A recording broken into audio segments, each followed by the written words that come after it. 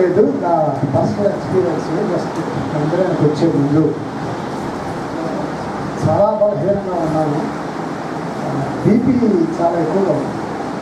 Tablet వేసుకుంటున్నా కానీ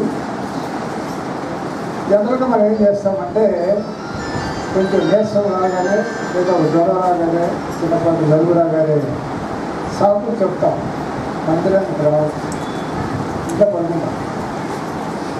పడుకుని కాపుగా బైబిల్ చదువుతున్నాం, ప్రార్థన చదువుతున్నాం, ఉన్నాం, టీవీ చూస్తున్నాం. అవును కదా? ఏదో చిన్న రుప్పకి వచ్చినప్పుడు సాకు చెప్పి ఇంట్లో ఉండిపోతాయి. కానీ నీకు బాగులేనప్పుడు, అస్వస్థతగా ఉన్నప్పుడు, నీ మనసు బాగులేనప్పుడు అసలు చేయాల్సిందంటే మందిరానికి రావడం అనుకున్నాను.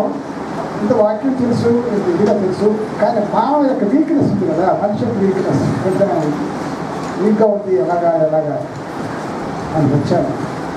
కీర్తన ధ్యానం స్టార్ట్ చేసిన దగ్గర నుంచి ఆ వీక్నెస్ పోయింది, శక్తి వచ్చింది.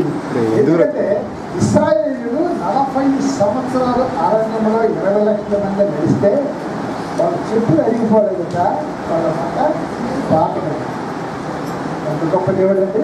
అలాంటి దేవుడి సన్నిధానికి వచ్చినప్పుడు మనకున్న అన్ని ఇబ్బందులు, ఇరుకులు, వీక్నెస్ అన్నీ కూడా పోతాయి. చిన్న అనుభవాన్ని నేను సాక్షిగా దేవుని ముందు ప్రజలు చేసుకుంటాను. దేవుడు నామం కలుగుతాక. రెండవది, జరిగిగా లేనప్పుడు కొంచెం బాధగానే ఉంది. ఆ నవ్వు గత 2 వారాల్లో మనం చూడలేదు కదమ్మా. ఈరోజు ఆ నవ్వు మళ్ళీ చూసాం.